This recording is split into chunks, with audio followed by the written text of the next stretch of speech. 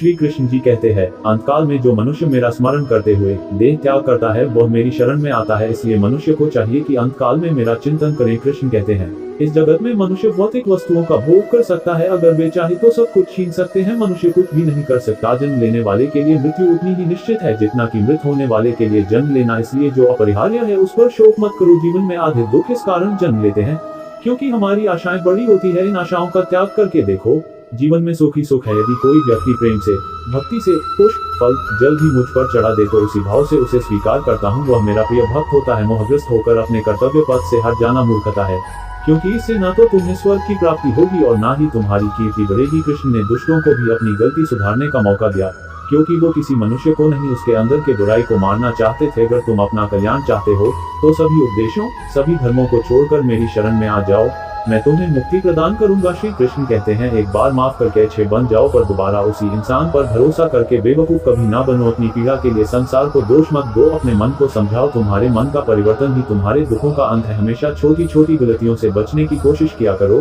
क्योंकि इंसान पहाड़ों से नहीं पत्थरों से ठोकर खाता है। वह दिन मत दिखाना कान्हा कि हमें खुद पर गुरूर हो जाए, रखना अपने दिल में इस तरह की जीवन सफल हो जाए। जिन मैं भूत, वर्तमान और भविष्य के सभी प्राणियों को जानता हूँ, किंतु वास्तविकता में कोई मुझे नहीं जानता। अमीर बनने के लिए एक एक क्षण संग्रह करना पड़ता है, किंतु अमर बनने के लिए एक एक कण बांटना पड़ता है। मैं ही इस सृष्टि की रचना करता हूँ, मैं ही इसका पालन पोषण करता हूँ और मैं ही इस सृष्टि का विनाश करता हूँ। इस संसार में मूर्ख व्यक्ति, अधर्मी, अज्ञानी व नास्तिक प्रकृति का व्यक्ति मेरी शरण स्वीकार नहीं कर सकता। जो दूसरों की तकलीफों को समझते हैं, जिनमें दया है, दिल से अच्छे हैं, उन्हें दोबारा जन्म लेना नहीं पड़ता। लोग आपके अपमान के बारे में हमेशा बात करेंगे। सम्मानित व्यक्ति के लिए अपमान मृत्यु से भी बदतर है। रिश्तों को निभाने के लिए वक्त निकाले, कहीं ऐसा न हो जब आपके पास वक्त हो तो रिश्ता ही न बचे। एक बार माफ करके अच्छे बन जाओ, पर दोबारा उसी इंसान पर भरोसा करके बेवकूफ कभी ना बनो। जब हम स्वयं जीवन के शिल्पकार हैं तो चलो हम अपनी मुश्किलों को हराते हैं, जीवन में मुस्कुराते हैं। जीवन में वाणी को संयम में रखना अनिवार्य है, क्योंकि वाणी से दिए हुए घाव कभी भरे नहीं जा सकते। मन अशांत हो तो उसे नियंत्रित करना कठिन है,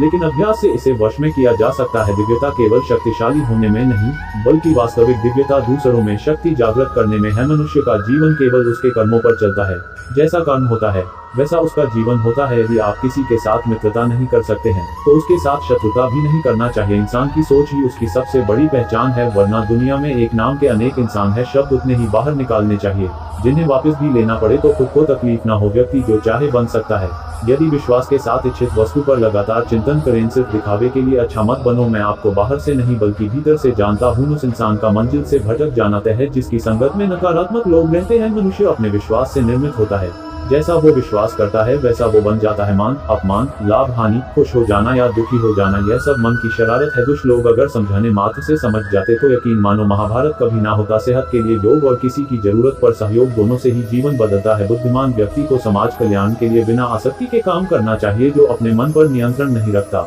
वो स्वयं का शनै शत्रु बनता जाता है। बुरे कर्म करने नहीं पड़ते हो जाते हैं और अच्छे कर्म होते नहीं करने पड़ते हैं। जीवन में कभी भी किसी से अपनी तुलना मत कीजिए।